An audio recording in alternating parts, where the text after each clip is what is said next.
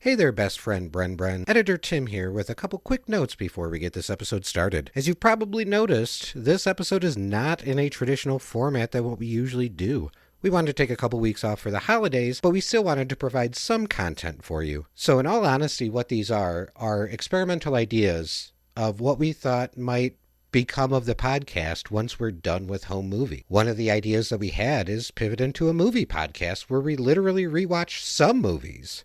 In order to see kind of a proof of concept, we decided to record this experimental episode about the Grinch. Ultimately, we do want to know what you think should happen to the podcast after home movies. If you have any thoughts or ideas, please share them with us at RHMpod@gmail.com. We will be releasing an additional experimental episode next week as well. We'll be back in 2 weeks with our regular format. So Rewatching Home Movies Season 2, Episode 11 will return on January 6th. Coincidence? You betcha! And last but not least, the hosts of Rewatching Home Movies would like to wish you all a very safe, happy, and healthy holiday season. If you're unsure what to get us this holiday season, the best thing you could do for us and the podcast would be to share it with people you know who also enjoy home movies. Leave us a 5-star review on Apple Podcasts. Write out a 5-star review on Apple Podcast. Leave us a 5-star review on Spotify. Or just send us an email and let us know what you think about the podcast. And finally, the intro song was created by Adele with the longer version at the end of the podcast. We hope you enjoy. And now, rewatching some movies. But the whole point where he's like, she's my daughter. And she happens to be right, by the way. And then, like, finger blasts him and he dies and that... Wait, I missed the finger blasting scene.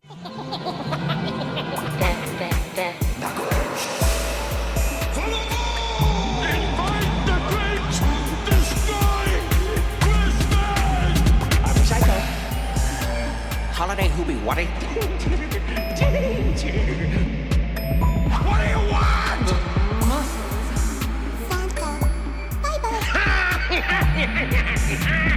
bye-bye. That's a good one.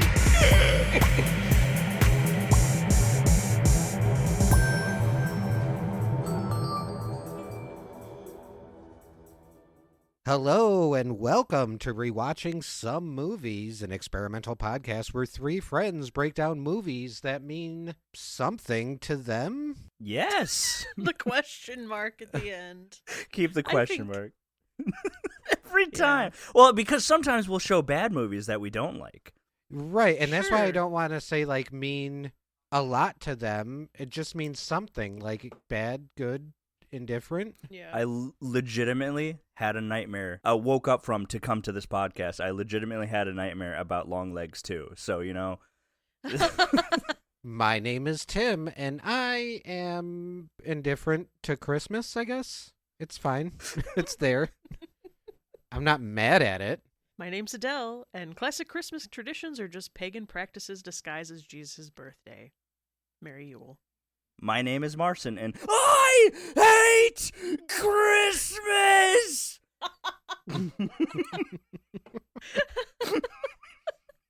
The muscles! Well, this is going to be our Christmas episode, folks, and if you haven't read the description of this episode yet, we are going to break down the 2000 film How the Grinch Stole Christmas. I have a little breakdown of the movie if you'd like it. Yeah. Yeah. All right. So, released November 17th, 2000, in this live-action adaptation of the beloved children's tale by Dr. Seuss, the reclusive Green Grinch, Jim Carrey, decides to ruin Christmas for the cheery citizens of Whoville. Reluctantly joined by his hapless dog Max, the Grinch comes down from his mountaintop home and sneaks into the town to swipe everything holiday-related. However, the bitter Grump finds a hitch in his plans when he encounters the endearing Cindy Lou Who. November 17, 2000, directed by Ron Howard, story by Dr. Seuss, and adapted from How the Grinch Stole Christmas. Distributed by Universal. Directed by Opie. Opie. Listen, Ron Howard doesn't get talked about enough as like one of the classic directors or one of the best directors. He really is a great director, and I will definitely talk about that throughout this episode. I agree. What other movies has he directed besides The Grinch God. that I would know? So difficult. I guess I could just Google it. I mean, we could, but like for me, Ron Howard doing The Grinch, like if anyone else did this movie, it would have been terrible. Right. Just for the sheer fact that if Ron Howard was the reason that they wanted to do real sets, because if not, they were going to do green screen sets, and that wouldn't have been great. He did the Da Vinci Code, which I really liked. Oh shit. Yeah, he's had some bangers. He did the Da Vinci Code, A Beautiful Mind, Apollo 13. Oh, we said it at the same time. I've- Cocoon. Yes. I've never seen the Da Vinci Code. Da Vinci. I really liked. I watched the Da Vinci Code so many times because it was interesting about Yeah. anti-Catholicism. But Taking down the Vatican. I wish he did. I wish that's how the movie ended. It's just like, yeah, that's life, I guess. That's live. Well, before we jump into this movie, we usually do the Creative Corner, but since this is a special Christmas edition of the podcast, we figured we'd do a little special Christmas edition of the Creative Corner. The Christmas Corner, if you will. So for this Christmas Corner, we're going to talk about Christmas memory Okay. that we have. Who would like to go first? I can go first. Okay. So, like I said, I'm not a huge fan of Christmas. If that's your thing, that's fine. I'm not a huge fan of Christmas, but the reason I like Christmas, or I used to like Christmas, was because of the magic involved. Wasn't never really a part of the presents, but I liked the dude. When I believed in Santa, that was it. That was like there's this like mystical person out there that gives me presents. I love this. This is great. But one of the best, most magical Christmas moments I ever had was when it was like midnight, Christmas Eve. A nice sheet of blizzard started coming down. It was like really snowy, and I was just alone in my room looking out the window, and all I wanted was for the Polar Express to show up. Yeah. That's all I wanted. I was like looking out. I was like, they're going to get me this year. They're going to come get me. I swear. And I stayed up the entire night waiting for the Polar Express to come. And I was getting so tired. And I was staring out the window and my eyes were getting eepy. And just in the distance, I heard like, just the sound carrying from the train yard.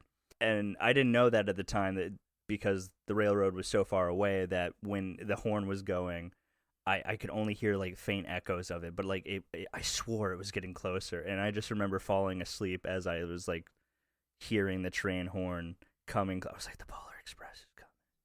And then I fell asleep. And that was the most magical moment for me as a Christmas moment. I love that. Yeah, I definitely agree. Even like now for me, Christmas it's not about Christmas. It's about the vibe. Yeah. I'm not a big Christmas person, but sitting in our living room, Adele and I, and it's dark and it's snowing and it's just like the Christmas lights. Mm-hmm. The whole vibe is very cozy. Yeah. It's very warm and cozy. So that's definitely, yeah, it's for me, it's more a vibe thing than anything else. Right. For sure. So for me, Christmas, I don't know. At like 13 or 14, I told my mom I felt really weird about getting Christmas presents because I was like, by and large, pretty a-religious growing up. Like I never really practiced any religion. And so, yeah, I went to my mom when I was like 13 or 14 and I said, I don't know, Mom, I feel kind of hypocritical, like accepting Christmas gifts when I'm like agnostic. And that's when my mom really like broke it down for me that it's like, hey, it's not really about the religious aspect, especially for my family because we weren't really raised religious. It's about the togetherness of it. Mm-hmm. It's about, getting together, friends and family and exchanging gifts or whatever. To me, whenever I think about Christmas when I was a little kid, I always think about the times when my grandparents were all alive. Mm-hmm. Because for me, Christmas was always Christmas Eve was my grandparents on my mom's side, and Christmas Day was my grandparents on my dad's side. And they both just kind of carried their own kind of vibe about them. I always kind of compared my parents to like the outsiders, like the greasers and the sociers. Like when we go to my mom's side, it's like absolute fucking chaos and like kids running around and just like people are like farting on each other and shit. It's just like just absolute chaos. And then when we would go to my dad's side, it was like very proper and nice and respectful, and we took our shoes off and we played board games and we don't use naughty words. Like it's so the whole vibe of Christmas and like doing the family thing with both sides of the family, like that's always how I will remember Christmas. And nowadays, with basically like my family gets together on Christmas Eve and does our thing, and then that's basically it. I just, as chaotic and crazy as it was being a kid and having to go essentially do 3 Christmases, like, you know, Grandma and Grandpa's on Christmas Eve, our regular Christmas morning, and then the other Grandma and Grandpa's on Christmas Day. Like, it was hectic and chaotic and stressful, but I also haven't done that in like almost 20 years because, you know, Yeah. my grandparents aren't around anymore. Right. We don't have anyone to do that. So I'll always remember that. And part of it that we hated so much on my mom's side was my grandpa would walk around with a camcorder and record it. And we used to think it was like so annoying and dumb and stupid. And then my brother got his hands on like a majority of the VHS tapes and put them all onto a DVD and kind of handed them out one year for Christmas. And now it's Where is this DVD, Tim? I have it. I have it. I don't think I have one here, but they're around. I know Yeah. there's multiple copies of my parents' house. I would like to have one of those copies. Yeah, we'll watch it. It'll be a blast from the past. I want to see little baby Tim. My name is Marson, and I'm obsessed with Tim's home movie. Yeah. No, that's the man. magical moment of like not really understanding how magical that moment is until like years later when you really just want to remember those warm fuzzy feelings, because that's exactly Right. how I felt, where the best times I ever had at Christmas were like a long time ago. And Right. I don't know, I just like the putting them on a DVD and then handing them out. Like that's just a Christmas moment in my eyes, like the Christmas moment, being able to relive those memories. Yeah, I know Jack would always film during Christmas too, and everybody would all be pissed because nobody wanted to be filmed. But like now we have those, not just like in our minds, but we can actually put them on the TV and fucking watch them.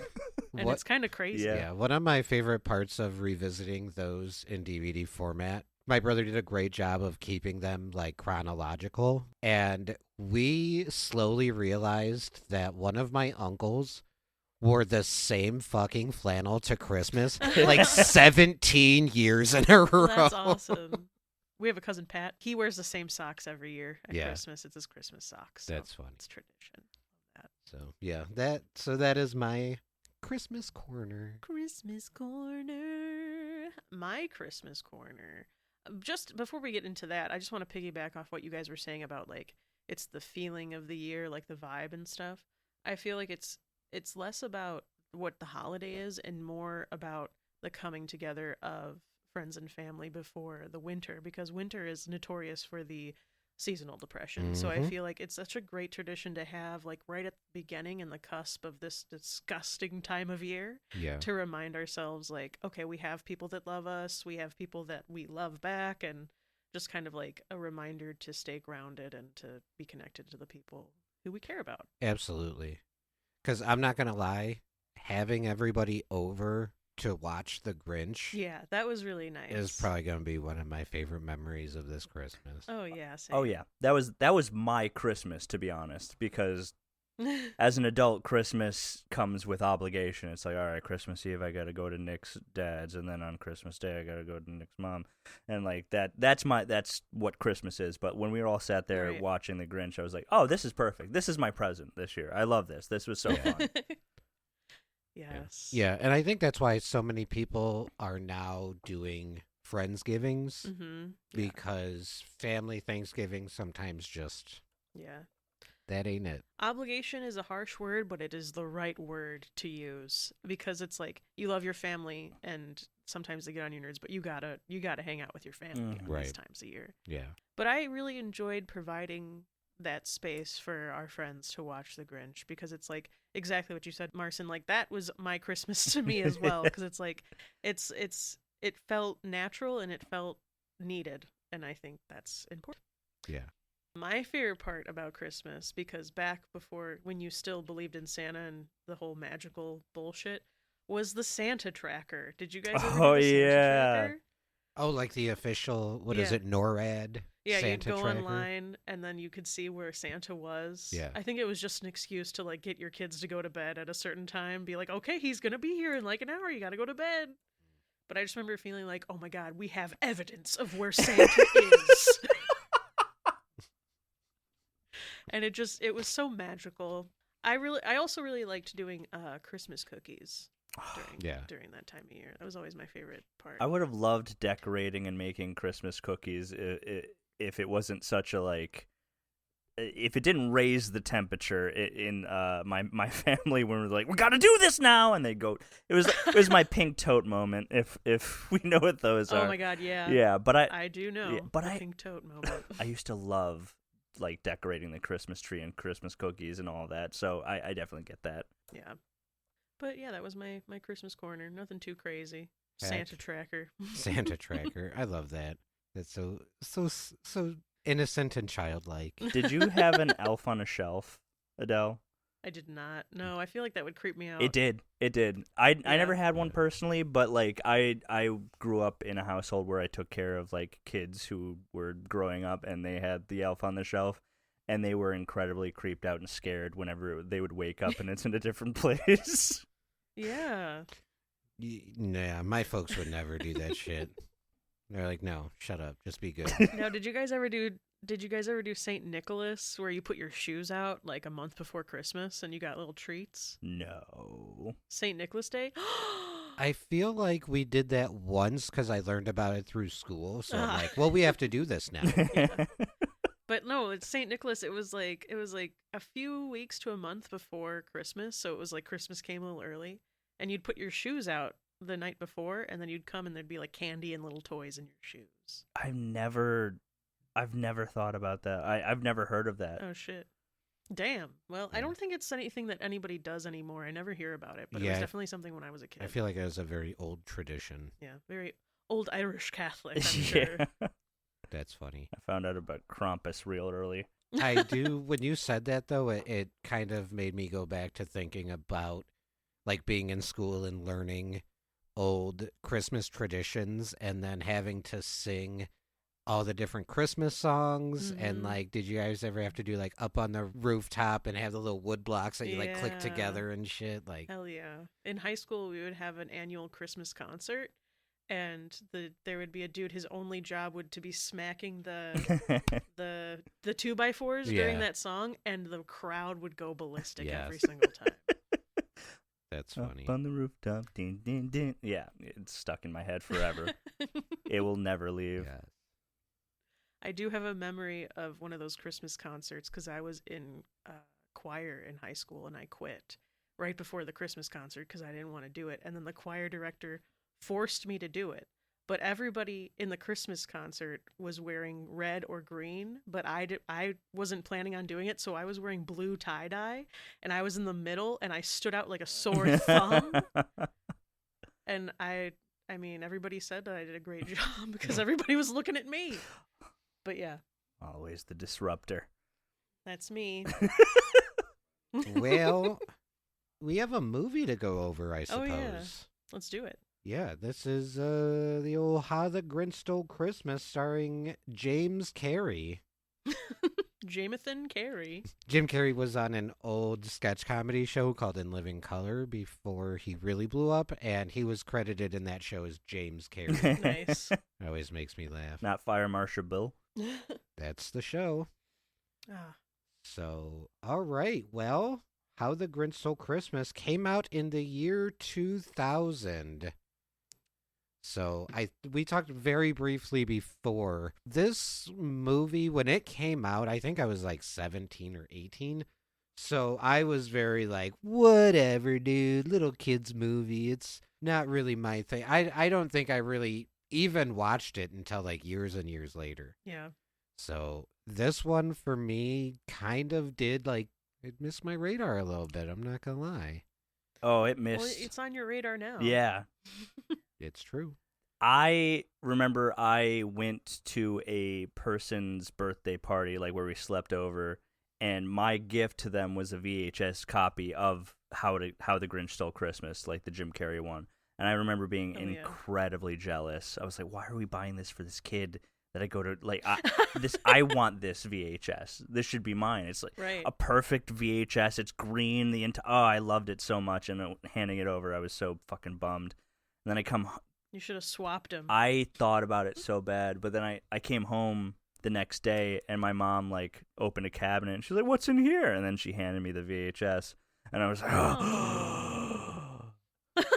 Oh, that was sweet. I really, that was probably my favorite Christmas gift I ever got. I used to watch this movie on repeat. I used to watch it in the summer, and people who know me, yes, I don't watch Nightmare Before Christmas on Christmas or any other time. I can only watch it on Halloween because it's a Halloween movie. But this movie, I will watch any time of year, especially when I was a kid. Love this movie. And before anyone's like, "Oh, it's a nostalgic thing," like, no, I had the original like 60s one that I had seen beforehand, which I have many feelings about, but I love this movie. And whenever I bring this movie up, especially with like our mutual friend Ryan, who's like, "No, I hate that one. It's like the 60s one is better," and I disagree. I think Ryan fell in the same boat as Tim, where he just missed the Grinch train. I'm starting to notice that people in my general age group, it seems like you can't just be like literally what I just did, where I was like, "Oh, I think I was a little older when it came out. I didn't really watch it. It wasn't on my radar." Mm-hmm. I don't think that's the traditional approach. I feel like a lot of people in my general age group in their 40s-ish, for some reason, can't just like let this movie be, but they have to actively campaign against it. They have to actively hate it. They have to be like, no, this is dumb and stupid and I hate it, and you should too. Well, not gonna happen. Yeah. And I think that is a closed-minded way of going about life, because there are a lot of more important things to shit on. Yes. Oh, I agree. Instead of kids' movies. I agree. Especially good kids movies. Exactly. I saw this movie in theater when it came out. So and jealous. I just checked to fact check myself. Me and the actress who played Cindy Lou Who, same age, same exact age. And I remember sitting in the theater, the opening scene where you go into the snowflake on this giant fucking screen. I was hooked immediately. Didn't matter what happened. I was already in the world. Like, it took me in there, and I was ready. It's such a beautiful movie. It really is. The cinematography alone is just chef's kiss. Well, and I guess we should point this out now. The format of this podcast is going to be a little bit different than our traditional format with home movies, where I do a literal deep dive, scene by scene, into every episode. This is going to be a lot more freeform. It's going to be pretty chill. We'll probably go over like certain beats and talk about favorite parts. But we're not, dude, this movie's 23 years old at this point, 24 years old. We're not going to sit here and dissect every scene and break down every single bit of it. We're just here to kind of just casually talk about how we feel about the movie and kind of highlight some of our favorite parts. But we're not going to sit here and be like, okay, so we open up in a snowflake.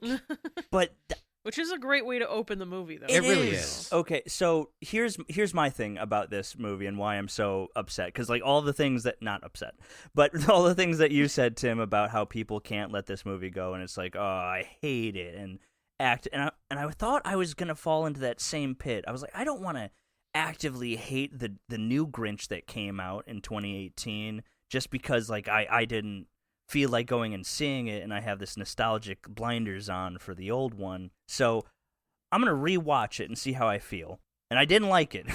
And there are many reasons. I took a lot of notes on the 2018 Grinch movie, and I'm going to jump back and forth in my comparisons between the two Grinch movies. Hell yeah. But my ultimate thing that kills me about people who do not like this movie, the Jim Carrey one, is like, why? Tell me one good reason. Oh, I prefer the 60s one. Why? You prefer the animated short that you just put on the background in a Christmas party and ignore the entire time? Like, like it's for people who like the feel of Christmas but don't really want to engage with anything. I know some people have a little bit of a hard time with Jim Carrey. They think maybe he's a bit too much, that his acting is a bit over the top. For this particular character, though, I mean, good. Yeah. That's how it should have been played. Right. I think it's what made the Grinch a likable character, was that he was goofy and silly and cracked jokes, and you know what I mean? Because in the original, he's just kind of a meanie. Yeah, he's a grump. He's a grump ass. I took some notes on the differences between all three Grinches, so I wrote, the Grinch 2000 is a guy who would put real snakes in a can and give it to a child. The Grinch 2018 is the guy who would call the police on the homeless. Damn. And the 60s Grinch has killed people. Oof. Yeah. So the 2018's Grinch is a Karen. No, I legitimately. see. Okay, so I don't want to like jump and stay too much on it, but like they hired Benedict Cumberbatch, and I think this is relevant to why people don't like Jim Carrey or whatever. But Jim Carrey is a character actor. And that's what the Grinch requires to play.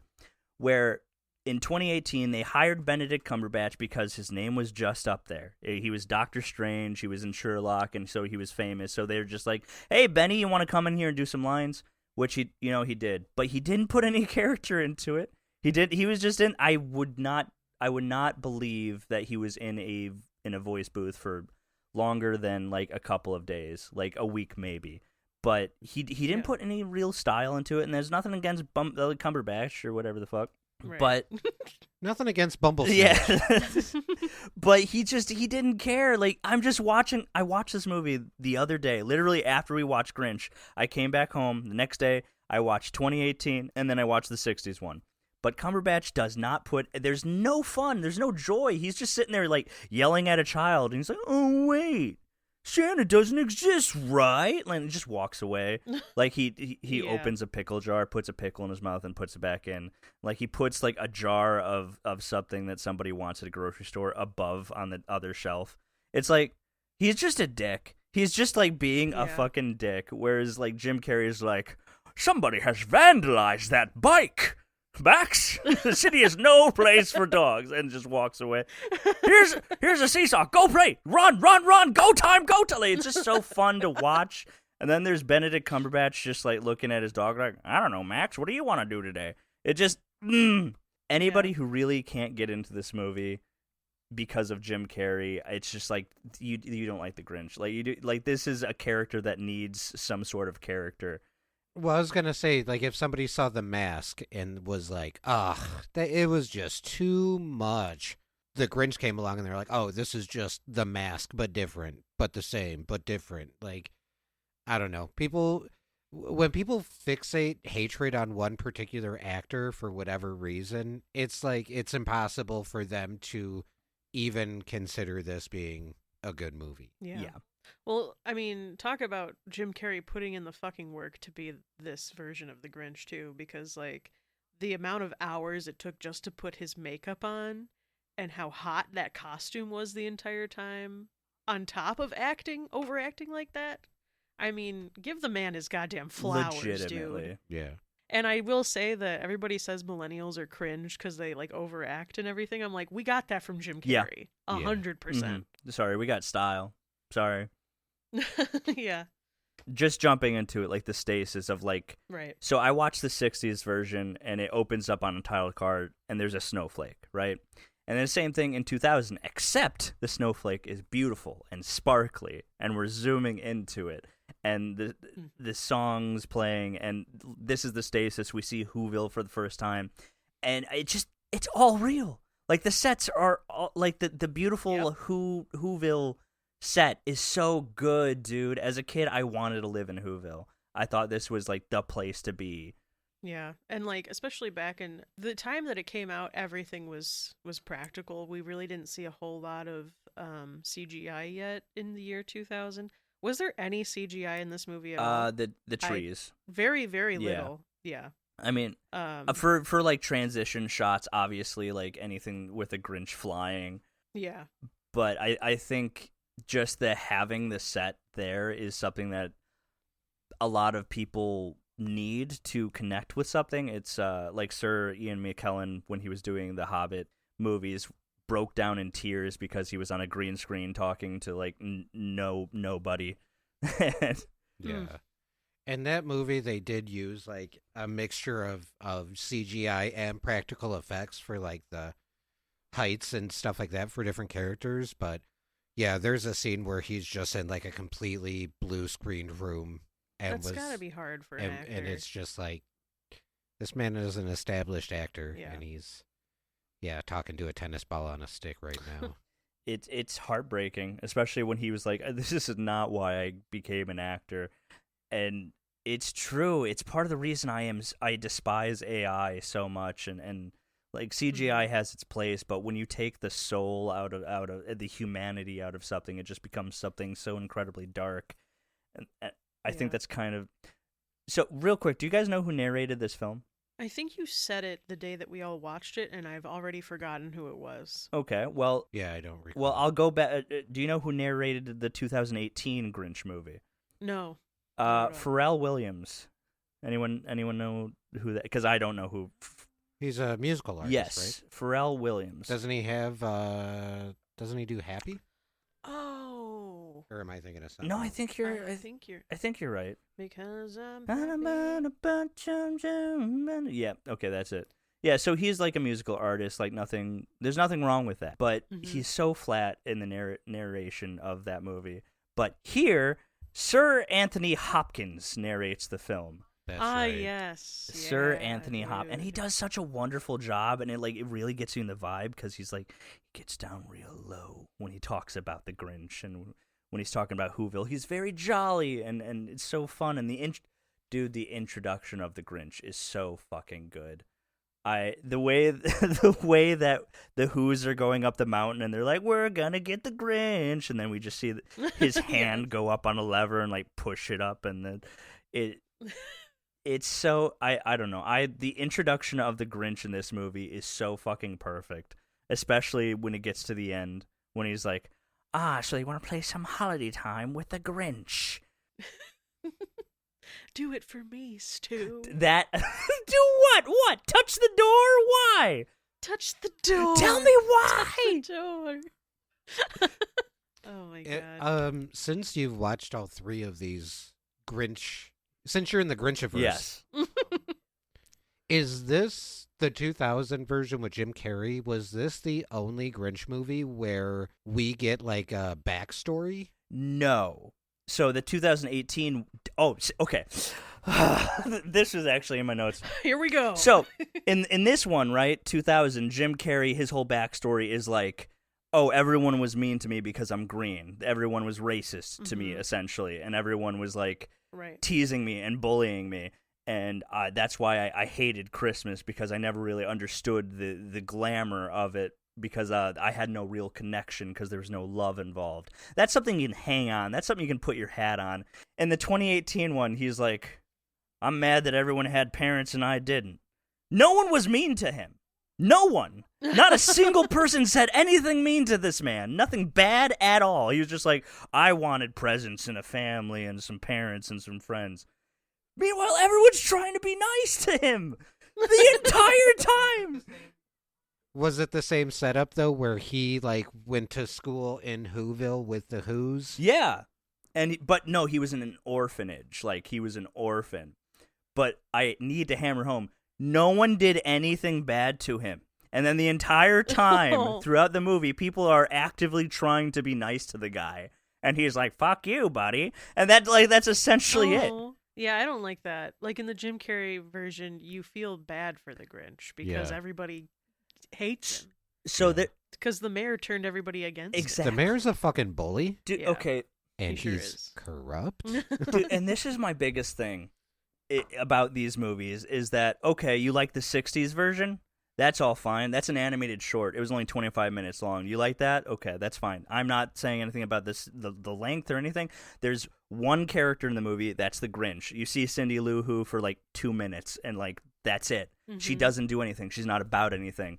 The 2000 Grinch movie is caked with layers about capitalism, commercial. Mhm. Dude, like, when they bring up the Book of Who's, and like who's like, oh, the Book of Who's, here we are. That's clearly the Bible. That's clear. Like, and then Cindy Lou Who's like, in there it actually says that the Cheermeister title should go to someone who needs it the most, right? And he's like, fuck you. Like, that's that's it. I'm gonna pick and choose which words from this book that I want. And that entire movie is about something, and it's about like why Christmas matters, and like what is the true meaning of like. We'll get to it when we get to it, but the whole point where it's like, she's my daughter, and she happens to be right, by the way, and then like finger blasts him, and he dies, and that. Wait, I missed the finger blast. Well, he does a little like, by the way, and like taps him, but like he pokes yeah, but him. that kills him. Via finger blast. But like, how do you? Okay, you don't want to watch anything that's about something. You want to put something in the background that makes you feel like Christmas. That's okay. This movie is about something, and it's about something that fucking matters, and it's layered with so much shit. I think it's a very good message because, by the year 2000 and more so now, we're so obsessed with the consumptionism, with the capitalism of Christmas that we forget that it is about the vibe. It is about just hanging out with your friends and family. When we finished watching the movie here, we found on YouTube a bunch of deleted scenes. And, we were kind of, just kind of hanging out and bullshitting by that point. But I don't know if you guys noticed, but there was a scene where the dad, when he was shopping, he, like, maxes out a credit card. Yeah. And then the store, like, celebrates this fact. Yeah, I believe I said, this is what they want! This is what they want us to be like! Because he looks at the crowd and he's like, oh, it'll take me years to pay this off. Yeah. Saying the interest rate is absolute garbage and he's going to be in debt for years because of this. That's not what Christmas should be. Not at all. And another reason why I have to give The Grinch, in general, not just this one movie, but in general, never talks about Jesus. It's never about Jesus. It's about love and family and friends. And that's another reason why I love The Grinch. Because it takes the religious aspect out. I think that's a big factor for me, someone who grew up in like a very full religious household who had the keep Christ in Christmas like essentially tattooed on their skins everywhere. Just watching this movie, and I think me and Adele can very much relate to Cindy Lou Who, because I know I definitely was like, where are you? Like the whole like. Oh, absolutely. Dude, as a kid, that just hit different. That just hit different for me. Because I felt that. Yeah, being a kid watching that, I was like, this is movies about me. Yeah. Is this fucking play about us? Exactly.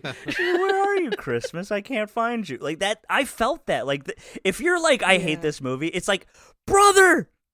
This is Cindy Lou. My brother in She Christ. actually has a character arc. She actually has something that like a lot of people relate to, of an existential nightmare in Christmas, and what it means to actually like care about people and actually celebrate this holiday where it's supposed to be about love and care and family. Also, just family. We don't know who her brothers are, but like we never know their names. They have no connection to the family. Low-key, that was another reason why I loved it, because it was all about her and not about her older brothers. And I was like, yes, finally! Let's go!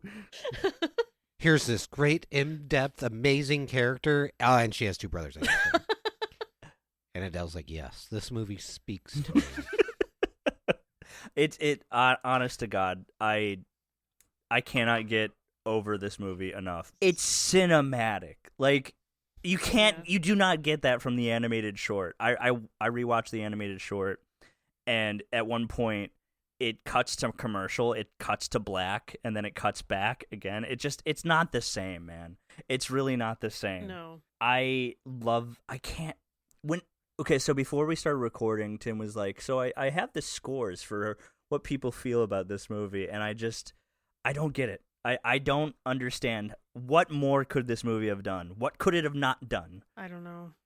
I mean, you can just watching it, you can tell how much fucking care they put into this movie, and it's just like, if you don't like this movie because you missed the train, sorry. Yeah. Like, try watching it again, dude. I don't know what to tell you. It's a good movie. It really is. The fact that it won an Oscar. Like, Yeah, dude. Just seeing Jim Carrey turn around for the first time and you see him in the smile. Mm-hmm.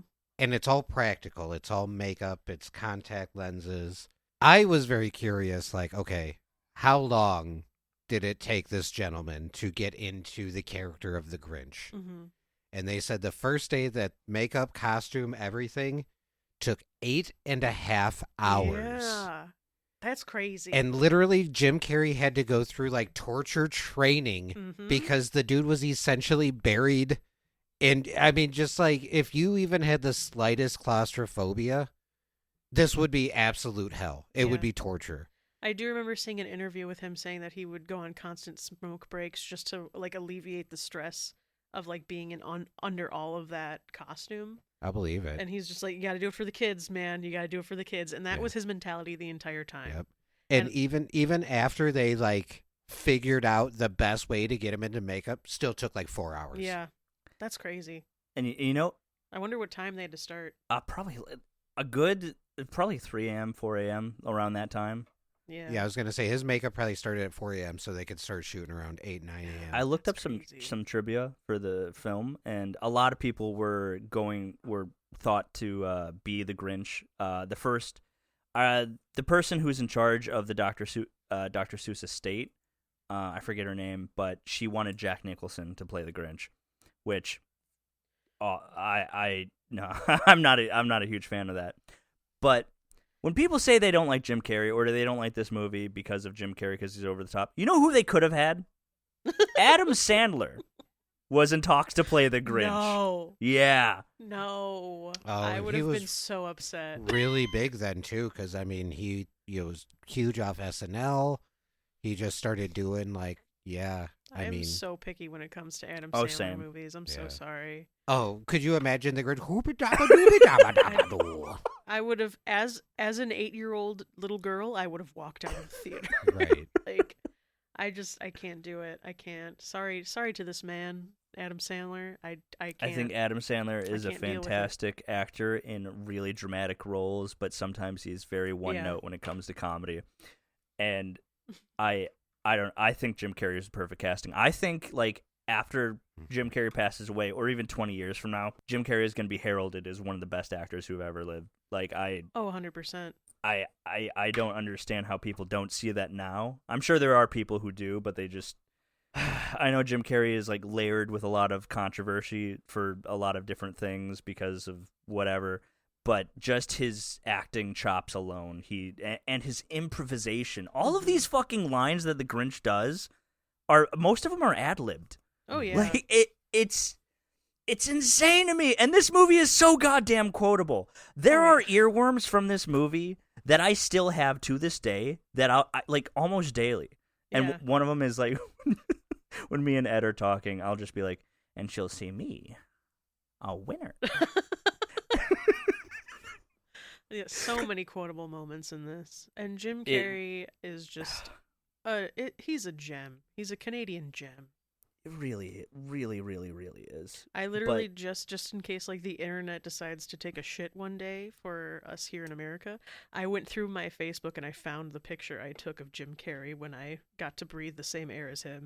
And I was like, this is going on my computer, so I have it forever. Send it to me so I can see, please. Yes, I will. Just to get more into the story, Cindy Lou Who in this movie, her whole thing is I don't understand why everyone loves Christmas so much. I don't feel it the way that everyone else around me is, where it's just about like the money, it's about the presents, it's about the awards, it's about this and that, blah blah. And she's asking her dad, like, what's the big deal? Like, don't you think this is too much? And she's asking about the Grinch and why no one likes him. And fun fact, I didn't notice this until I looked it up, or I found it out. Do you know whose mailbox is right next to the Grinch's? No. That would be Martha May Whovier. Oh. Yeah. But the That's Grinch cute. is covered in cobwebs, and it's all Yeah. green. They're like, he's green and ooey, so we're going to make it ooey. Yeah, they put mood lighting in his fucking mailbox just to differentiate it from everybody else. You It- gotta love that. I mean, that's another earworm, too, when they're in the postal service. Like, when Cindy Lou Who and the Grinch meet for the first time, like, he's back there in the post office. It's like, this'll take them years to figure it all out. When that scene was going and you were hitting every fucking line as it was going, I was like, oh my god, I'm so impressed. Holy shit. That's my dude, that's my favorite fucking part, when he's just like, jury duty, blackmail, jury duty, pink slip, Oh, he sends a chain letter, which I'm like, oh my god, I forgot about Yeah. chain letters. Yeah. Those used to be like a physical thing you'd get in the mail. In the year 2000. Dude. We got one once, and we're like, what do we do? And my mom's like, well, you know, you have to fill it out and send it. And my dad's like, throw it away. Dude, did you ever get the ones like, if you don't do this now, you'll die? Yeah. Yeah. Like, yeah, the hook man will come get you. And I got I those don't more want to in get hit. email, in email form. I got Yeah. one once in the mail, but then I started getting them a lot on email. Yeah. But this version of the Grinch too, with it being obviously longer than the original 25 minutes or whatever. But the scene where the Grinch does meet Cindy Lou Who for the first time, and she gets stuck in that gift sorter or Mhm. whatever, and he's ready to just leave. He's like, yeah, whatever, it's fine. It's and then was it Max His that kind of dog, yeah. barks at him. So he goes back and saves her, and she even makes it a point to be like, oh my god, you saved me. Like, you are good. Is that what you think I was doing? I just happened to see you were improperly packaged, my dear. I love that Max is always like his stream of consciousness and like his good side. Yeah. Max always reminds him of his good side. He bit him on the ass. He's like, Max, put that down. His You have good no side. idea where it's been. Honestly, thinking about it when he was doing the jury duty thing, like, Grinch on Twitter would be so fucking terrifying. hate comment, hi, retweet, Elon Musk. Racial slur. I know, but I don't think even the Grinch would be like, no, that's too much. Right. Max would look at him before he hit send, like, he's like, you're right. I should probably just use the first letter. I love videos of people playing the Grinch for like holiday parties and other things. And just, I was telling Adele, I once did a Christmas themed comedy show, and they had one of the comedians dress up as the Grinch and walk out in the middle of the show. And what he did was so brilliant. He walked up to a table, and there was a glass of water on it. And, you know, the Grinch has like the long, hairy fingers. He grabbed the glass of water by sticking his entire index finger into the water, and then grabbed it, took a sip, and then spit it out on their table and was like, tap water, and like put it back. And I was just like, that's fucking brilliant, because there's no other character you can do that with.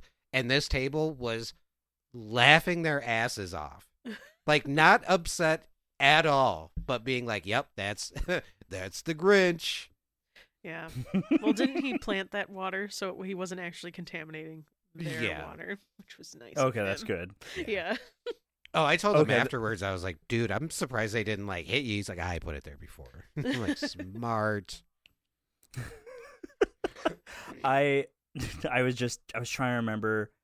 Fragile, he wraps her up, saves her. Bleeding hearts of the world unite, and pulls her out. Yeah. That was like, this movie is so fucking quotable. And the And- dad, but when the Oh, dad's yeah, like, yeah, you go were ahead. practicing your gift wrapping. Rapping. And that's when she was like, "Oh yeah, it's like weird. You don't care that I was like almost like fucking assaulted, like well, or essentially was because she was just Max, pick out a bow.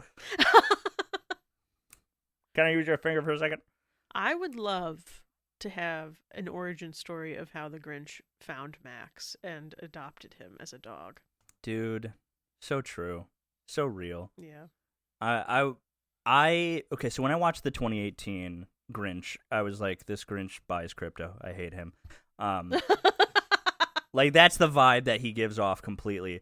But the Cindy Lou Who in 2018, like, her whole thing is she's trying to, like, get to Santa. And she's hanging out with the other kids, and she needs to, like, mail this letter to Santa, and she missed her opportunity. I came up with such a better idea for a Grinch movie. And the whole thing is you don't see the Grinch the entire movie until Cindy Lou Who catches the Grinch and like as Santa, because Cindy Lou Who in that movie is so much better to watch, so much more fun to watch, because like the whole thing she's doing sports and extreme, like she's sledding and doing cool shit. I don't know. I think Cindy Lou Who as a character makes a lot more sense to be the point of view, the main character. Especially, I consider her more of a main character in the 2001. Oh yeah, she's definitely a main character in that. It's just, she drives the plot forward. Yeah, exactly. She gets the deets. Yeah, she does. Whoever the actress that played her in the 2000 version, she fucking nails it. Oh yeah. A+, no notes. Yeah. Doesn't she lead the band Pretty Reckless now? Yes, she does. Yeah, she does. She was actually bullied for this movie, which I don't understand. What? That's insane. People just called her Grinch Girl. Which is insane. She got to work with Jim Carrey as one of her first fucking roles, so back off, I guess. Yeah. But her talking about driving the plot forward after she meets the Grinch and sees he was kind, she starts doing interviews about the Grinch with everybody in Whoville. I like when we were watching it here, Marston's like, and I'm going to start a podcast. Oh, dude, those were my favorite bits, like, trying to relate it to now. Like, am I the asshole for stealing all of my town's Christmas presents on Christmas Day? Like, that was such a good bit. I had such a fun time watching this movie. Yeah. Always. As soon as I hit play, I'm like, oh, are we allowed to do commentary? And everyone's like, oh, yeah. Yeah. But she starts like interviewing the two aunts that like adopted the Grinch, and we see them doing like the key party. Yeah. And that one joke I never understood as a kid, when I finally got it like as an adult, when the babies are coming down in the little umbrellas and hitting the houses where they go to, and it's like, "Hey, honey, our baby's here." He looks just like your boss. Never understood that until later. I was like, son of a bitch. Can't get away with it. Yeah. Most kids' movies have some kind of element for the adults in the room. And this movie, the key party alone part was like, what kid is going to get that? Honestly, when I was a kid, I just thought it was like, oh, they're collecting keys because everybody's getting drunk, so they don't drive or whatever. But yeah, as an adult, I'm like, oh, I see. Interesting. They had that in the year 2000, eh? They're called Who's because they're like, who am I going home with tonight? That's good. That was a good. Yeah, I like that. Good job. That was a funny joke. I've been the soccer comic.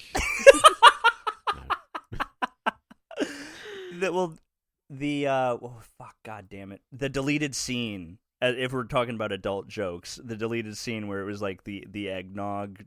Oh yeah, the fucking eggnog fucking money shot situation. Jim Carrey as the Grinch is like under a big what I don't drink, so I don't know, like keg stand. Was he doing a keg stand? Oh, it was the fucking like a beer bong. Yeah. Yeah. Okay. So he was doing a nog bomb and like just drinking all of the fucking eggnog, and you see his belly like expanding, which is very bad for internet lore reasons. But But then, like, he finishes it and he pulls the like thing up, and then just a bunch of white stuff just start falling on his face. And me and Ed were like, "Oh no!" Of course, this one definitely got cut for good reason. Absolutely. We don't need this in the movie. But my favorite part was the origin story. When she's asking about the origin of the Grinch, we see the Grinch as a young kid in who school? I don't know what it's called. Sure. Who school? That's right. Martha May is probably one of my favorite characters in this entire movie. Like, she looks past all the bullshit and she loves the Grinch for who he is from the beginning. Exactly. Also, how come Martha May, I don't know if there's a reason behind this, how come Martha May doesn't seem to have as, like, predominant Who features as some of the other townsfolk in Who? You know what I mean? Like, the mayor's nose is very kind of turned up. You're right. I think that was just to, unfortunately, just so she would be a little bit more attractive, I guess. Well, that's actually, honest to God. Because even the two Who's earlier, when they're like, "Do it for me, Stu," they didn't have those noses, really. They were less predominant. But I have a really fun fact about Martha May Whovier in this whole origin thing. Because the Grinch, as a kid, he gets a crush on Martha May Whovier because she's nice to him. That's all you got to do, folks. I love the colors, red and green. And so he goes home and he feels the spirit of Christmas for the first time, and he makes a gift for Martha. And honest to God, as someone living in the silent depression that we're all living in, I don't have money for gifts. I wish I did. I love all my friends so much. I wish I could give them so many different things, but I can't really afford it. So I try not to like do presents. I get so sad when someone gives me a present because I'm like, I can't give you anything. But I prefer handmade gifts. I prefer making gifts for people. One of my favorite gifts that I got was the Mothman that Adele painted me for my birthday a couple years ago. That I hate. You hate? I love it. I'm looking at it right now. I did it in like 2.5 days, and I was like, "This looks rushed," and I hate it. But I love it, and it's great. It's like, well, that's what matters. I appreciate that. Yeah. But he like finds all the jewelry of his aunts and starts smashing it with a hammer, and that's smashing all the jewelry. And he's all putting it in this tree topper. He's making an angel tree topper. Now remember that. You see all those jewels right there? Mm-hmm. Yeah. That's a little fun fact of the jewels here. But the actor who played Kid Grinch, I'm trying to look up his name real quick, because he had a Josh Ryan Evans. He was 18 when they shot this. He had some sort of disease. Let me see. I just want to be very clear. Okay, so achondroplasia. It's a form of dwarfism. Mm-hmm. But he was 18 when they shot this, and he died 2 years later in 2002. So this was his last performance, and he fucking kills it, dude. Oh yeah. He's such a good Grinch. He's so funny. He really is. After all the bullying that the Grinch deals with from the mayor as a kid, he's like, "You don't have a chance with her. You're 9 years old and you got a beard." And the whole class laugh. Even the teacher's laughing at him. And he comes to school without a beard and just like toilet paper all over his face. Muscles. He throws the tree. It's such a tender scene. I love this. I just really love this scene where young Martha looks back. Poor Martha. Poor Grinch. Oh, I think I could see. Are those jewels now in her hair? Yes, they are. Oh my god, I never knew that. Yeah, I've... Wait, let me see this shit. Oh my goodness, dude. All of the jewels that the Grinch like chopped up and threw on the tree topper, she is now wearing in her hair. And, that's so sweet. Fucking layers, she still dude. Loves him. I know. This movie has this is layers. such a good movie. Like an onion. That the Grinch eats. Yes. But like when when Joshua Ryan Evans, like young Grinch, came on, I jumped out of my seat and I did a salute because like I love this movie so much. I even spilled the water that Nick was holding on them. When Nick was sleeping on my lap and I was holding water, and I like did a salute and spilled on him and woke him up. But love that. I just love the layers in this movie. And then Martha May is so fucking good, dude. Yeah. We didn't talk about the introduction when she's introduced, but fuck, I love it. The first thing we see her in is at the house decorating scene. Yeah, when her mom is decorating the house and then she comes out with her antique shit and her new gun. Yeah. This one's an antique. Isn't this antique, darling? Oh, it's so good. And then I know I mentioned this when we were watching the movie the other day, but we have a movie theater kind of close to us, but they have the gun that she had in that scene where she shoots all the lights onto her house, and I have a picture of myself with that gun, and it's one of my favorite pictures of myself. Dude, Hollywood Boulevard. It was so good. They have the Austin Powers stuff there too. Yeah. They also had the candy cane outfits from this movie. Such a good piece. I need to go back just to see the gun. For real. It better still be there, to be honest with you. If it's not, I'm going to upset. scream. But Martha May is definitely one of my favorite characters in this whole movie.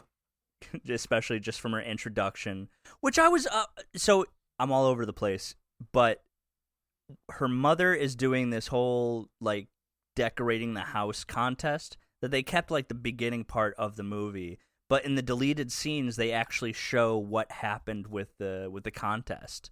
Yeah. And they cheated. Yeah. Because originally it was Cindy's mom originally wins the contest, and then the mayor lies and said it was Martha May, which is right on brand for the mayor, for sure. Betty Lou Who. Yes. Betty! Hi! Oh, I love it so fucking much, dude. I love the part where Martha's just like shooting the gun and she's just like dun, dun, dun, dun, dun. Fucking badass. Fucking locked in, dude.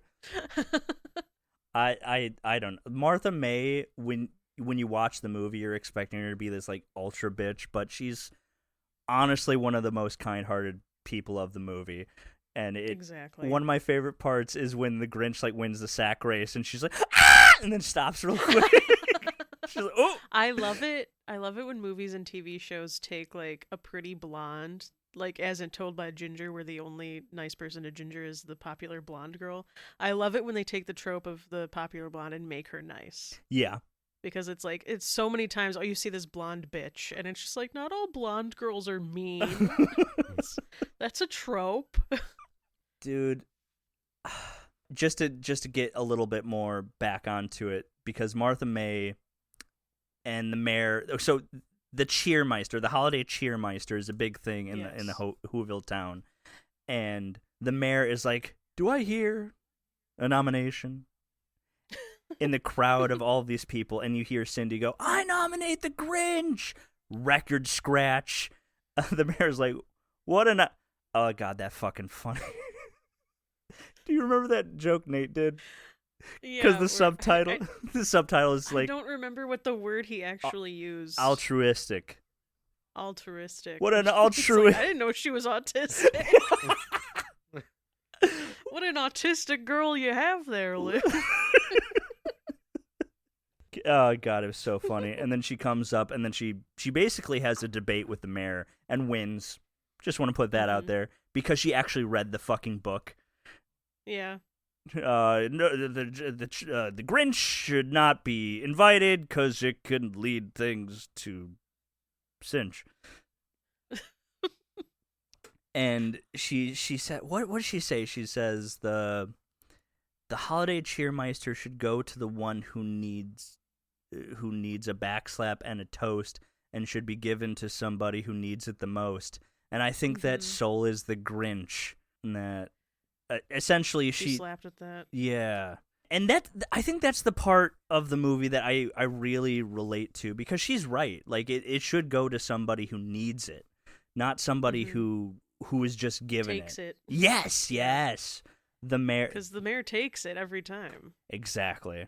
But I'm telling you, the Grinch will never come down. And when he doesn't, the mayor will win the crown. One of my favorite parts is when you go back. They go to the Grinch's actual lair, and you kind of see it in its entirety. When he pulls the lever, and he's like, "There's no place like home," and then it just opens up into this like beautiful junky mess, and it's the epitome of the Grinch. And then when she gets there.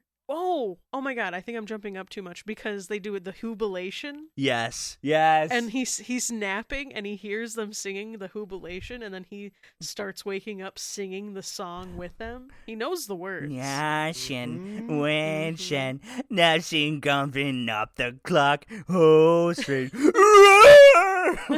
Yes. And so like he's drowning out their music when she shows up. But before that, when he gets home and then he's like, he goes to measure his heart.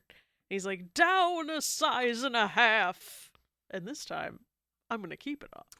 And I remember watching that as a child. And then I remember afterwards being like, Mom, that's you. Because she was a fucking Weight Watcher leader for 40 years. And she loved that show. But I was like, every time I see that, I just think of my mom. But his lair is one of my favorite things. It's like, as a kid, I related so much to Cindy Lou Who, and as an adult, I relate so much to the Grinch. Just being in my little cozy cave with the vibe going and just staying away from people. Yes. Yeah. Why would I ever leave? Yeah.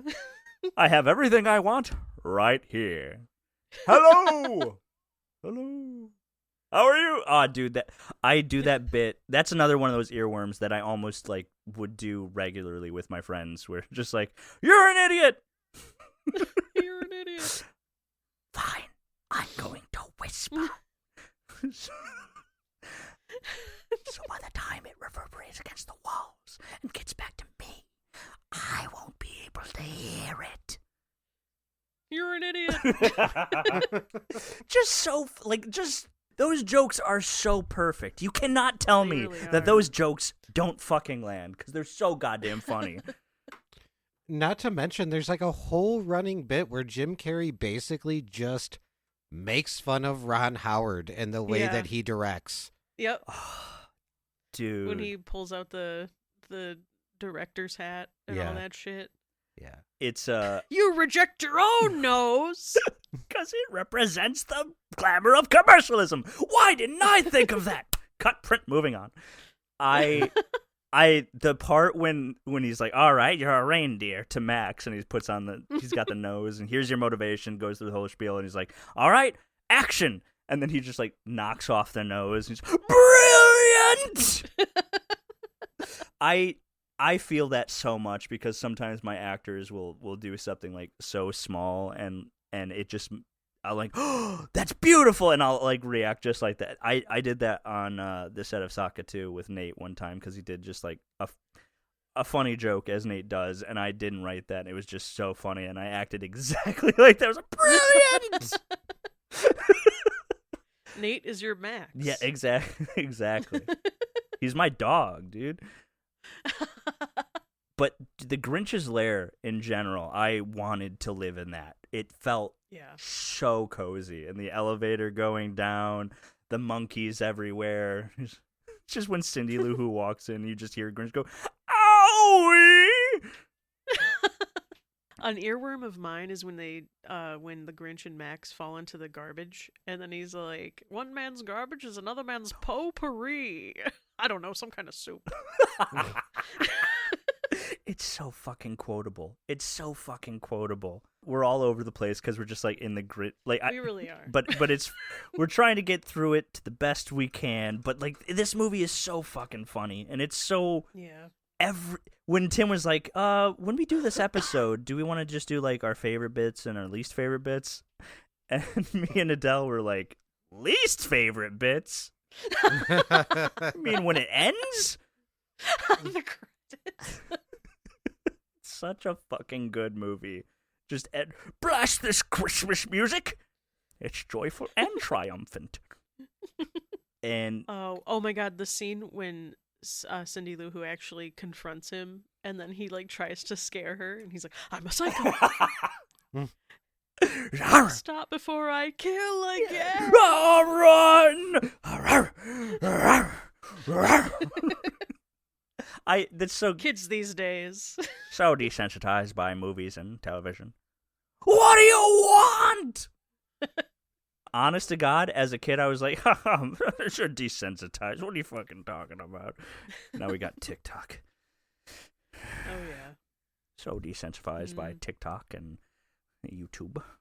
So Cindy goes to his lair Mm-hmm. to let him know that he's been voted the cheermeister, Yes. right? And he does inevitably decide, like, okay, like I mean, obviously at first he's like absolutely against it. He's like, no, I'm not going to do that. But he kind of talks himself into doing it. And does she just pretty much trick him into doing it by being like, yeah, there's a big prize. Martha May will be there, and she'll see me. A winner. A town full of losers. Yeah, I think he ended up going because it was like bragging rights at that Right. point. Yeah. But what if it's a cool trick? What if there's a cash bar? How dare they? All right, I'll go. No, I won't. Yes, no, yes, no, yes, no. Yes! Definitely not. All right, I'm going! And that's that! Oh, had my fingers crossed. Max pulls the fucking lever and he goes, maybe I should flip a coin! I just want you to reenact the entire movie from start to finish because I think you could do I it. could. I absolutely could Yeah. fucking do that. This is one of my favorite fucking movies of all time. One of the clips I definitely want us to throw in the pod is the part where the Grinch is going fucking berserk when he's stealing Christmas.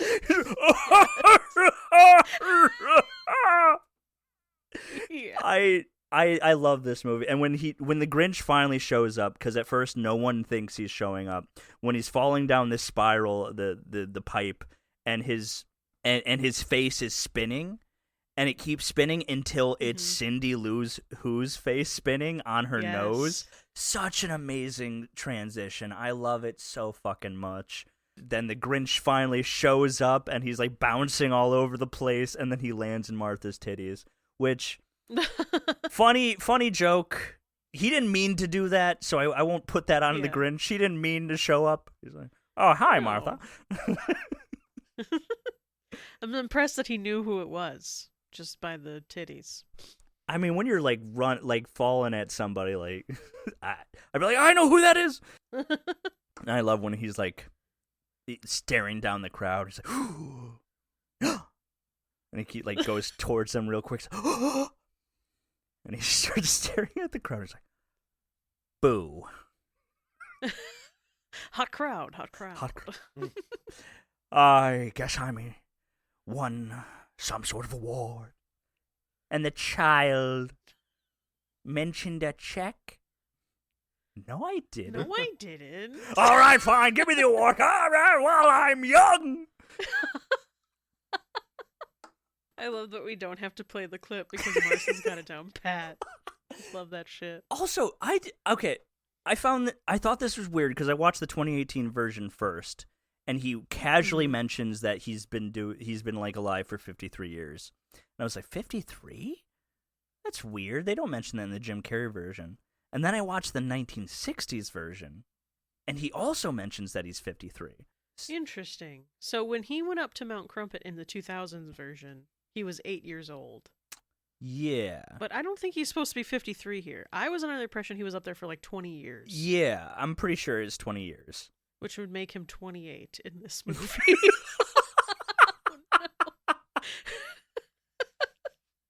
This was another joke that I was like, whoa, Yeah, whoa, this wait joke a minute. this joke could have been taken out. As he I was never stealing liked this Christmas, and he gets to the mayor's house, and the mayor's having a little bit of a sleep talk sesh, He says, talking about Martha. have you ever kissed a man who had his tonsils removed twice?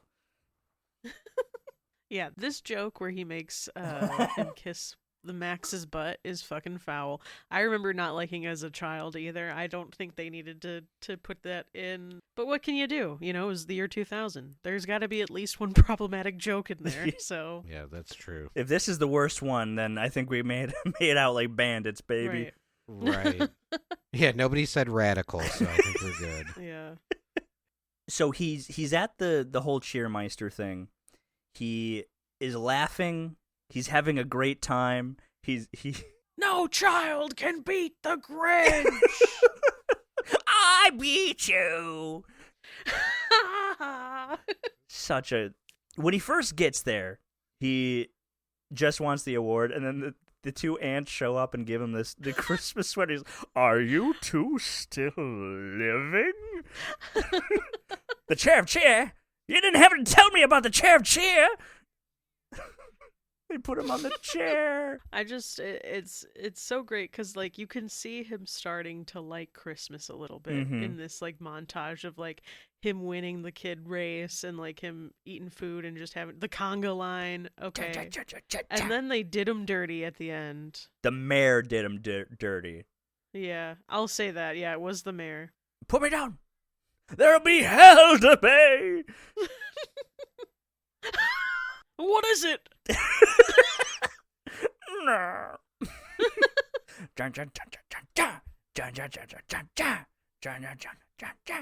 I also love when Martha May's listening and she's like dancing. Yeah.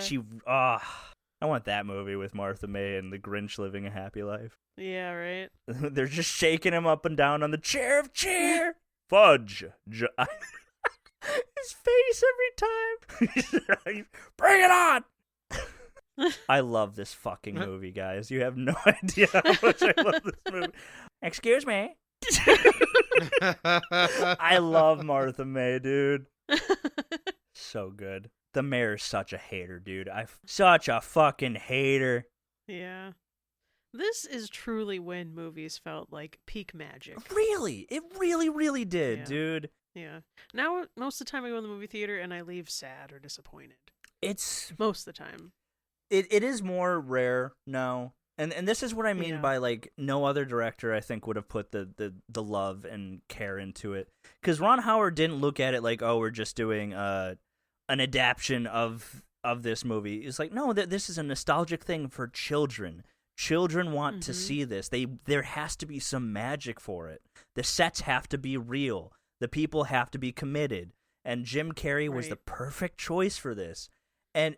like, at the very end of the movie, Ron Howard dedicates this whole movie to his mother who had passed away. And it shows how much he cared. This movie, it means something to people. God damn it, it has layers. It does. It's so good.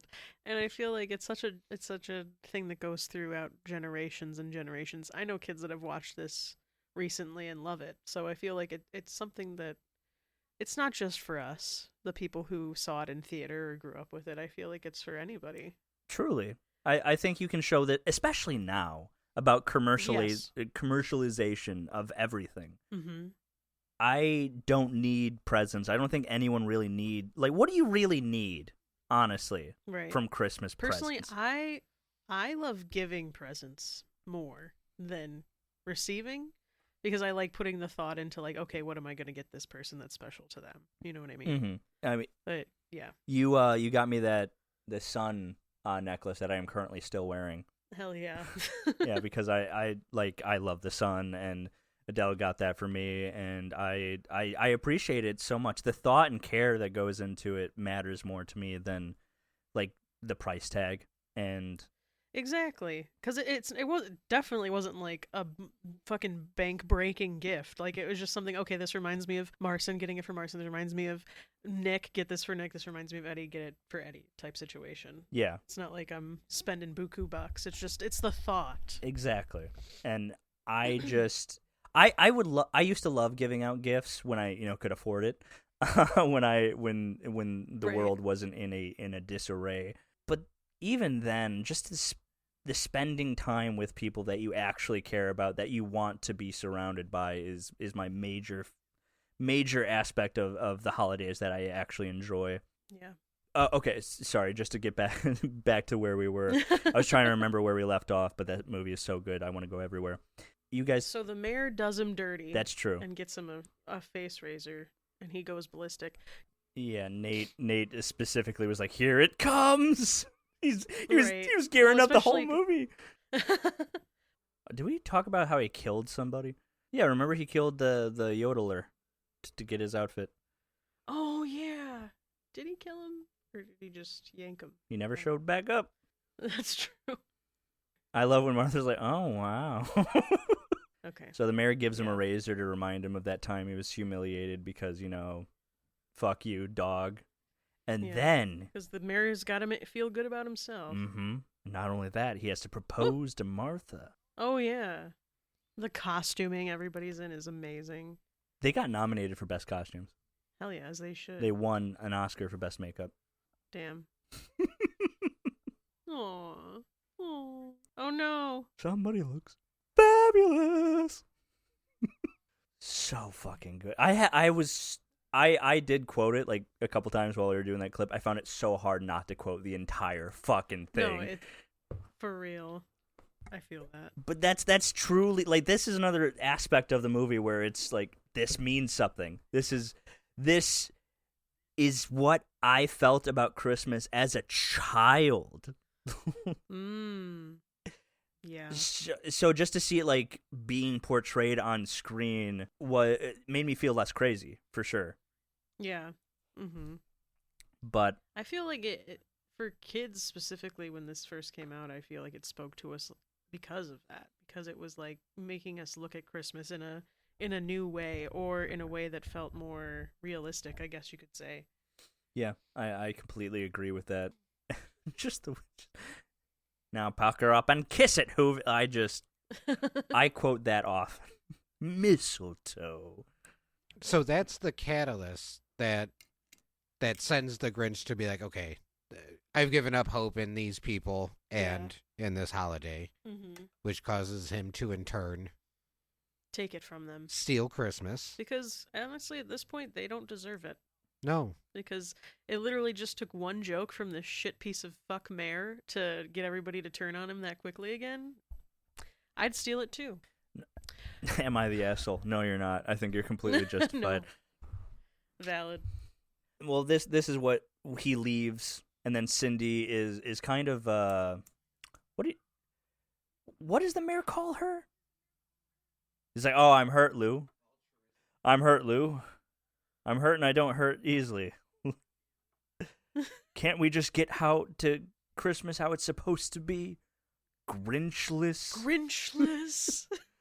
And they bring back an entire tree, and Cindy is just so heartbroken. Yeah. They're relentless! So good. And that's when the Grinch comes back to his lair and sees Max. Plans on stealing Christmas. Yeah. Yeah. 'Cause Christmas is going for the dogs. Are you having a holly jolly Christmas? Wrongo!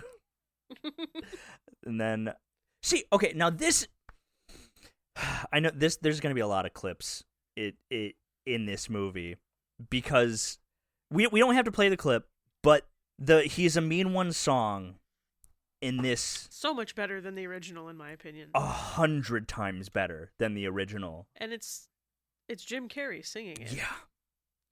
So it's like, I don't know, it's just, the first one's fine, it's a classic, but this one is just, it takes it to the next level, for sure. It's so perfect, like him looking in the broken bits of mirror, and him building his entire sled from scratch, and then just the slapstick of him testing it, and then he's the dummy where he's blasting into a wall. I think we made the joke of like, I know just what to do, and then he just like blasts into the wall and kills himself. Yeah. And then that's when the movie ends. Roll credit.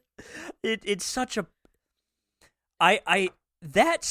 this song, and if we don't play the clip, that's fine, but go watch it on YouTube or something, because it is truly just so so fucking fun and so good because it tells a story of the character and shows how smart the Grinch is. When the 1960s one, he just puts on this dude literally says, "I hate Christmas. I'm gonna make a shirt and a hat, and I'm gonna get on a sled. We're gonna go down there and just get all that shit." Where the Grinch in 2000 is building a machine designed to vacuum up everything, and it's so goddamn fun. But in the 2018 one, the only good part of the 2018 version, in my opinion, is that they got Tyler, the creator, to do the Grinch song, which is like, he's a mean one. Really? Mr. Grinch. But when they play that song, it's in the beginning of the movie where the Grinch is not doing anything but taking a shower and just getting ready for his day. No fun. I'm beginning to think I didn't see the 2018 version of the Grinch. If I did, I didn't retain any of it. Yeah, I know I definitely didn't. It's kind of garbage. Like, I don't want to just, like, completely throw away a movie, but I've seen it twice. The first time I saw it on Christmas Day in 2018 in an empty fucking theater. There was nobody there.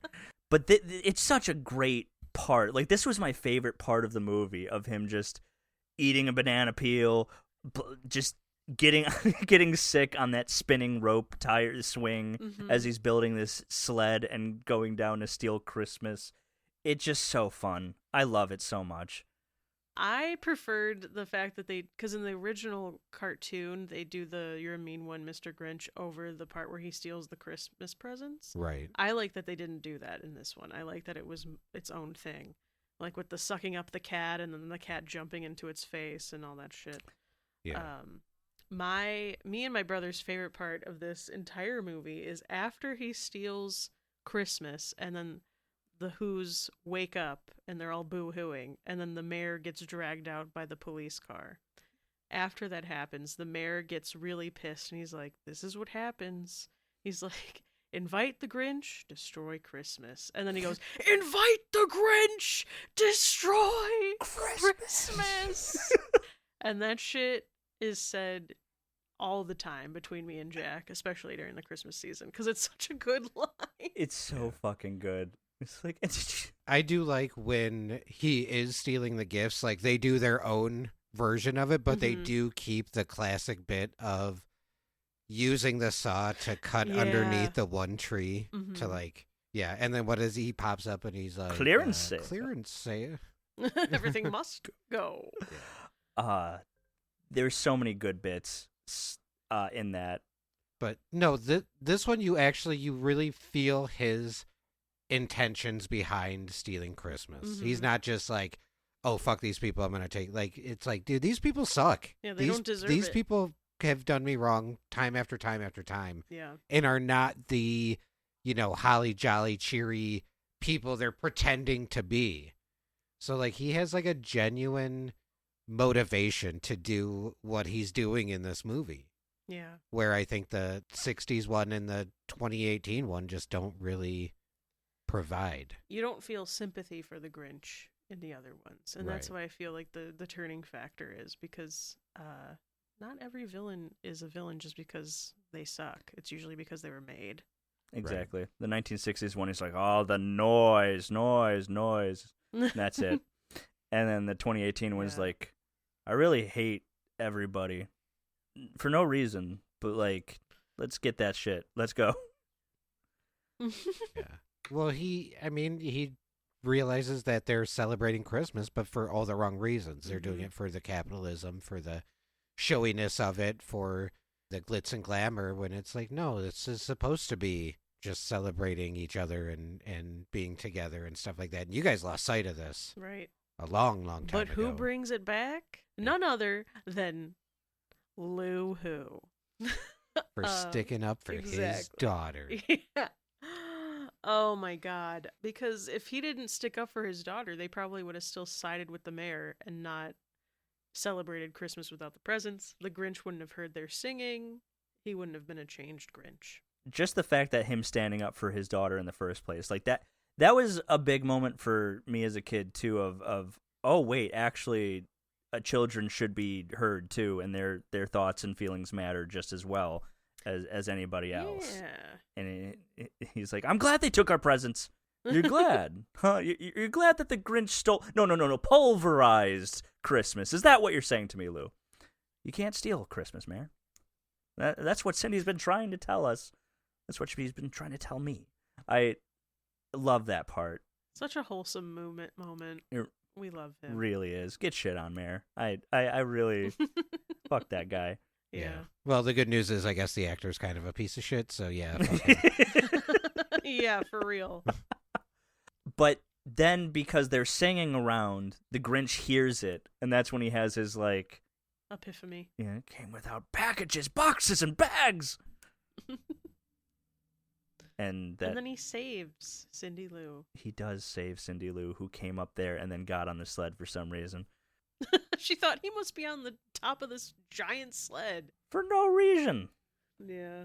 Well, and that's just another example, like with him saving her at the post office. Yeah. You know, he was basically ready to be like, oh, well, I mean, if I dump all this Christmas, who cares? Like, no big deal. And then the reveal of her being on there is what made him be like, okay, now I gotta Alright. try. What are you doing up there? God, I fucking can't. I fucking...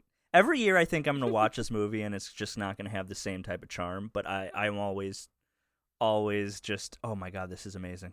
I love this film Right. so much. I was so worried about that when y'all were over watching it. I was like, oh no, is this going to be the time I watch it and it's going to be cringe and I'm going to hate it? And it's like, nope, still love it. The Still hits. Well, when you guys showed me it was the Blu-ray rip, I was a little bit disappointed because the Blu-ray did desaturate some of the colors. It was very dark, yeah. Yeah, that's why I kind of prefer the VHS, but also nostalgic reasons, obviously. But, you know, the Grinch saves Cindy Lou Who and the sled of Christmas toys, and he picks them up. I don't know why. That's such, like, a weird thing in the story where he picks up the sled and has, like, the power of 10 Grinches, and then somehow he's got the muscles, and it cuts to him sledding down the mountain with Cindy driving. Mm-hmm. Do you guys remember the line? It's so good. The power's bitchin'. Yeah, That one? the sun is bright and the powder's bitchin'. That was a line I didn't pick up on until I was probably in my early 20s. I was like, did he just say bitchin'? This is a kid's movie. I don't know how that got. I have no idea how that got by. Mm. But he jumps back into the sled. He starts driving, and he tries pulling up the brakes. The boot is the brake, and it breaks off. Yeah. He's like, uh-oh. She's like, oh no, we're gonna die. He's like, now listen here. Even if we're horribly mangled, there'll be no sad faces on Christmas. Ah! As they almost hit a tree. Everyone's like, the fact that like Martha May and Betty get together, grabbing the line to try and like pull the sled back from getting hitting the Christmas tree, and then for some fucking reason, Lou gets in front and puts his hand out. It's like, why is the Christmas tree so special? Lou, get out of the way. Dad, move it. That's such a good bit. He's like, I'm the Grinch who stole Christmas. Half this podcast is just going to be us quoting it. And nothing else. That's okay. Oh my God. I mean, we're playing the full version of the song I made at the end. Mm-hmm. Yeah. You can cut this part out if it's too much of a giveaway, but when he's like, he said he was sorry. Ever since I made that song, that earworm has been in my head ever since I made it. And he said he was sorry. You're not going to throw me in jail? Blind me with pepper spray? He admitted it to it. And go for the pepper spray too. Just staring right at him. Oh, and then also Martha May, her outfit, her nightgown, so good. Yeah, it's a cute robe.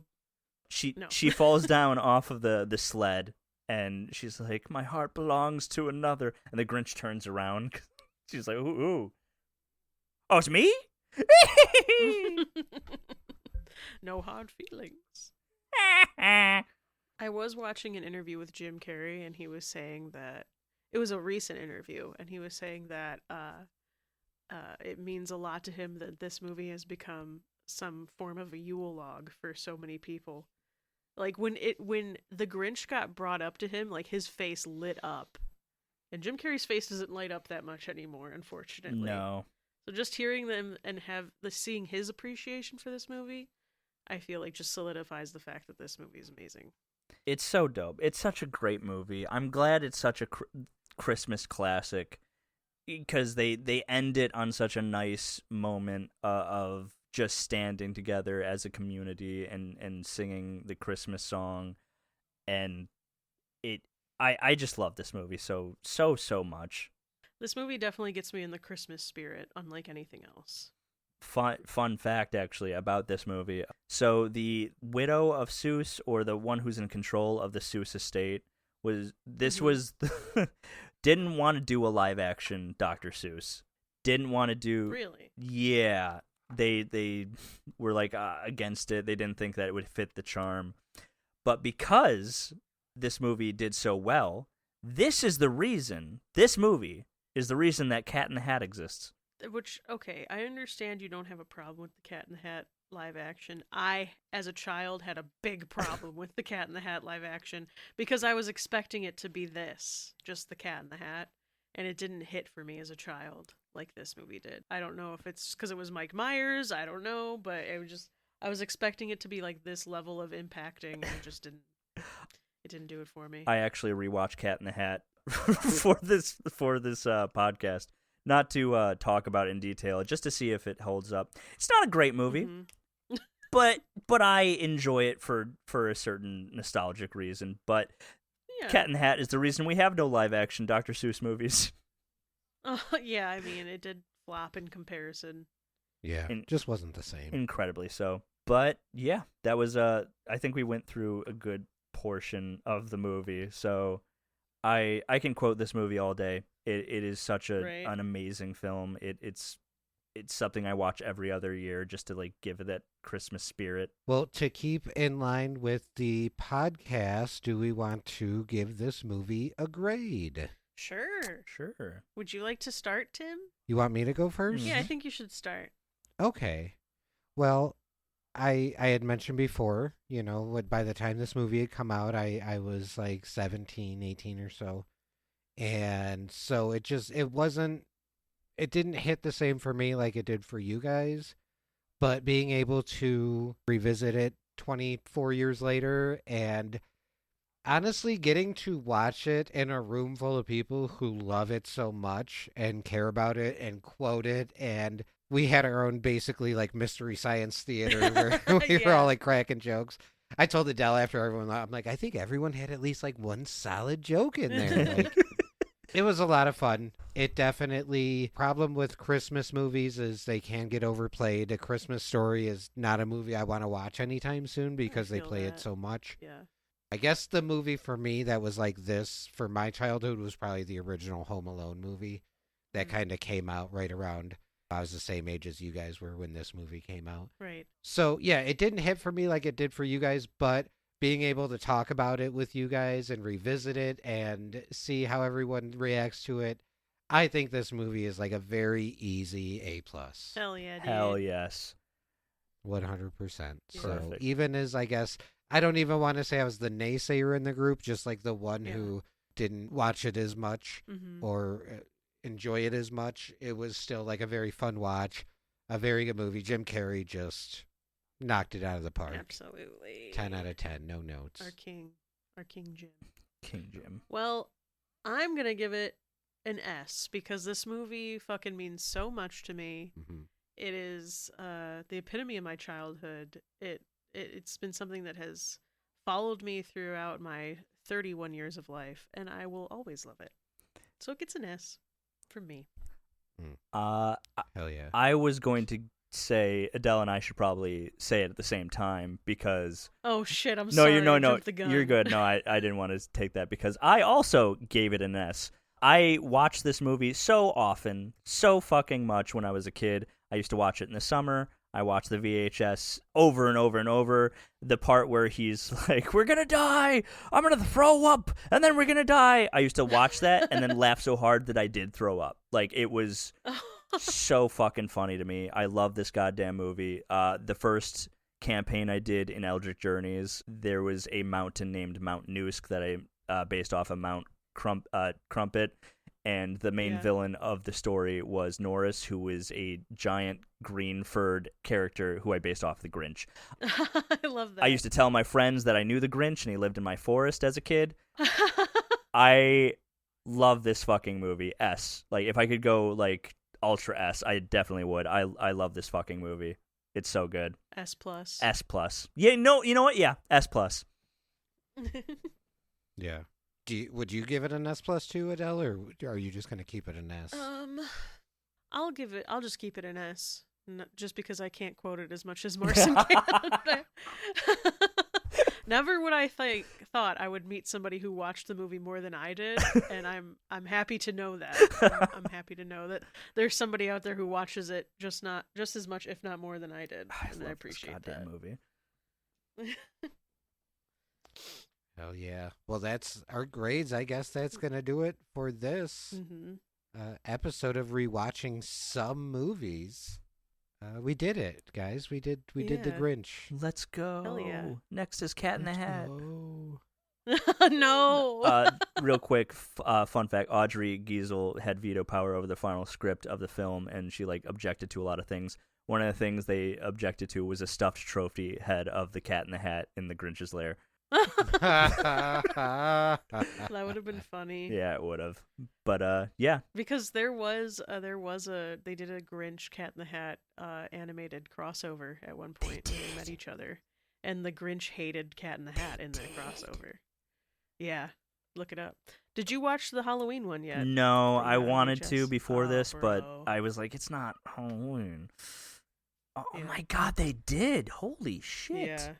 You can edit this out if you don't want this in, but when you do watch the Halloween VHS, please be high when you do it, because there is like a super good scene in it that's like super trippy, and it's chef's kiss when you're high. Absolutely. I will absolutely do that.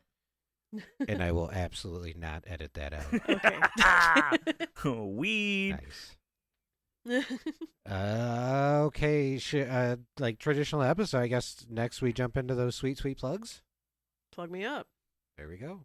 All right, Marson, why don't you go first? I'm reaching into my bag of infinite projects here. Currently, I'm working on the sequel to my RPG podcast / audio drama. It is Puzzle Valley, is the first season. When Penny Popular's murder is recorded and sent to everyone through Snapchat, a group of teens uncover the mysteries of Puzzle Valley, the uncertainty of their future, and the secrets of those closest to them. The sequel series we're working on right now with Adele is part of it. It's a prequel set in the year 2000, and it's already looking to be one hell of a high school teen detective story. It might be too early to give away the story for that one, but as for the core of what Puzzle Valley stands for, it's about the masks other people put on us, the weight it carries, and finding the strength to take them off. Puzzle Valley means a lot to me, so if you want to listen to it, you can find it under the Eldritch Journeys banner, wherever you find podcasts. So sometimes I paint, sometimes I make things, and sometimes I post that on my Instagram, which is the Artisanal of Oddity. That is Artisanal of Oddity at www.instagram.com.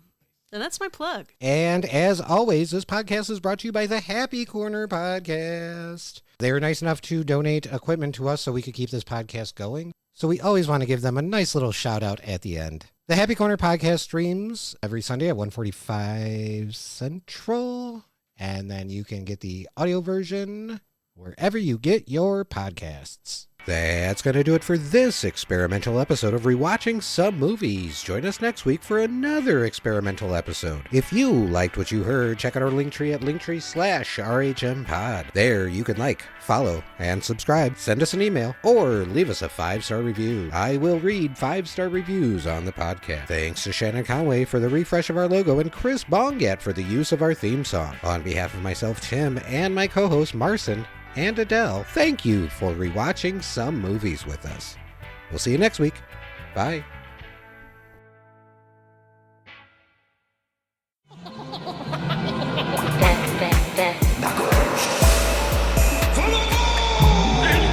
the Grinch! Destroy Christmas! I'm Psycho. Holiday Hoobie Waddy.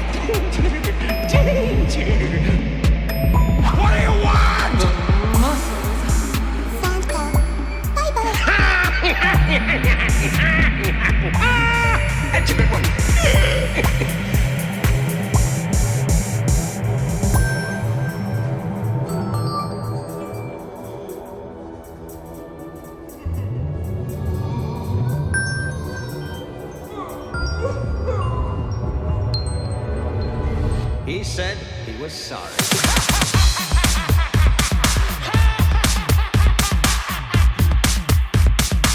Cheer up, dude. It's Christmas.